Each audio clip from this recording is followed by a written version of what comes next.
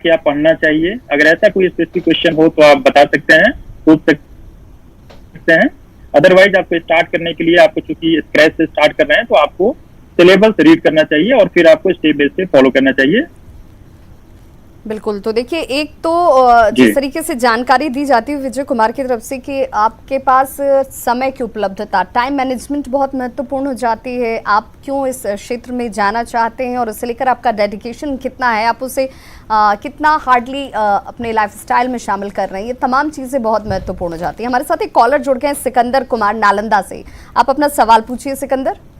Madam, हम पूछना चाहते हैं कि हम नालंदा का रहने वाले हैं, बिहार राज्य में। जी। क्या पटना में ऐसा कोई स्टैटिक जगह है जहां अपने हम फ्यूचर को ब्राइट कर सके आईएएस के रूप में?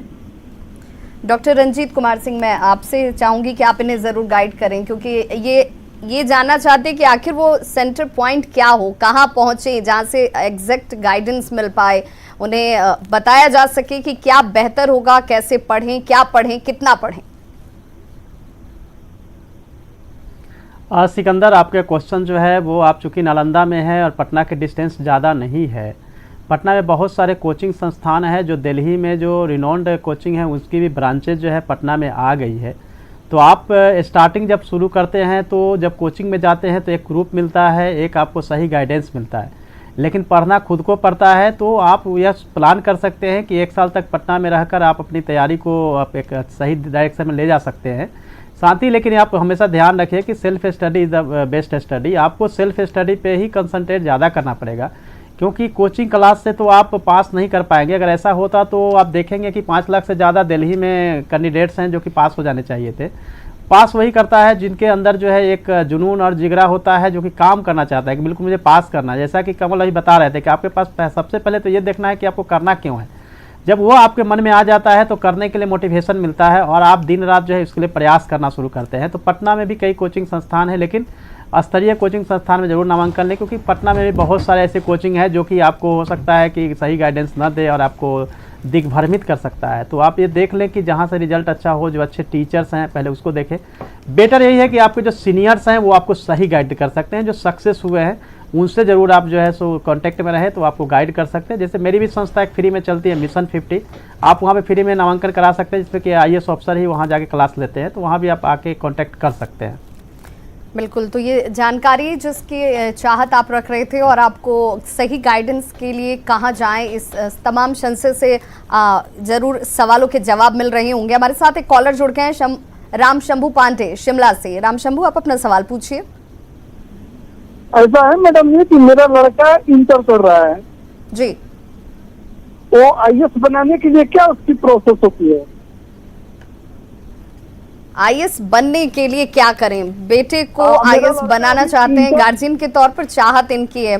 कमल तनुज जी, देखिए अमूमन सभी गार्जियन ये चाहते हैं और स्टूडेंट्स की भी चाहत होती है कि आईएएस वो बन पाते, लेकिन जिसका जिक्र आप बार बार कहते हैं कि क्यों बनना है, कितनी ललक है आपके अंदर आईएएस बनने की और आप इस फील्ड में क्यों जाना चाहते हैं, प्रशासनिक सेवा से क्यों जुड़ना चाहते हैं, लेकिन क्या करें जिसकी वजह से ये राह आसान हो जाए?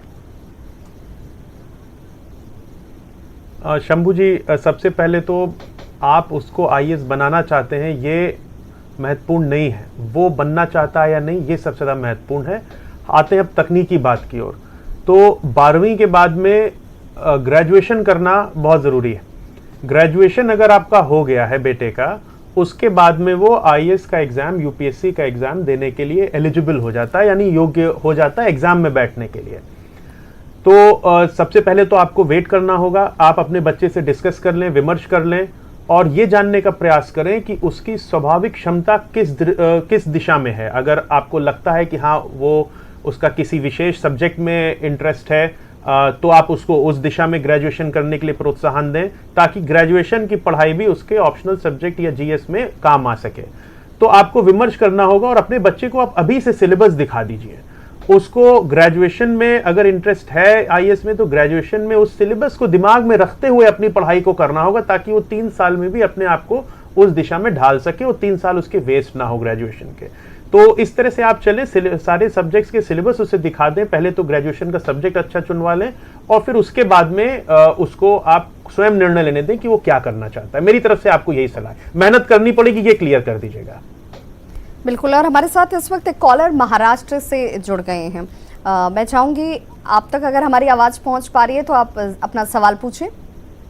जी सर, गुड आफ्टरनून सर। मेरा ये सवाल है कि मैं अभी सेकेंड ईयर बीटेक में हूँ और मैं आगे यूपीएससी क्वालिफाई करना चाहती हूँ, तो उसके लिए पहले प्रीलिम्स देना होगा, पर ऑनलाइन रिसोर्सेस बहुत